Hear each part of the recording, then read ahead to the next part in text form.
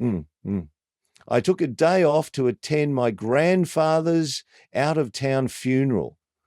Um, when I returned to work the following day, they fired me.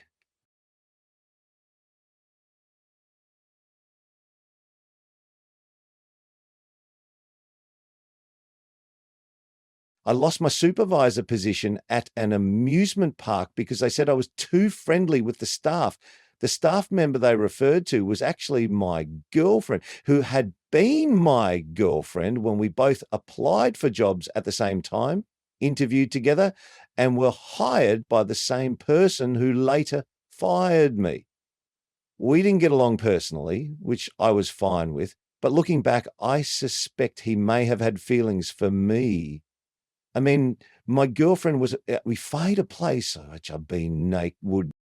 I it worked out in the end. The cash office manager, who had previously asked me to temporarily cover money counting and managing the supervisor window, offered me a full-time position on the spot while I was returning my radio. So instead of sweating in the heat, walking around in 90-degree weather with high humidity and dealing with obnoxious crowds, I got to work in an air-conditioned office. On top of that, I could now schedule my breaks so my girlfriend and I could eat together and spend even more time hanging out.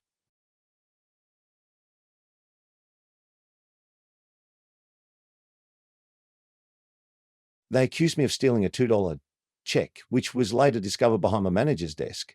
That same manager was eventually fired for sexual harassment.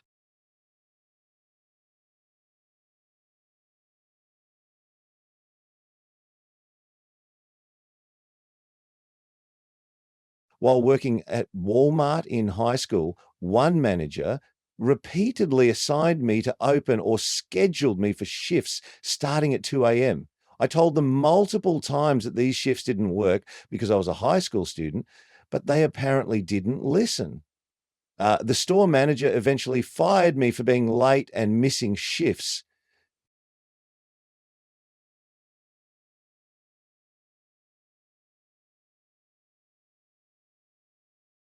I worked as a personal trainer at a fancy gym, and the general manager developed an interest in one of my clients. Quietly, she and I started dating, and about 3 weeks later, I was fired. I was fired based on bogus and unrelated complaints from other members. In the end, it worked out great. She became my wife, and now, 21 years later, we have an incredible son together.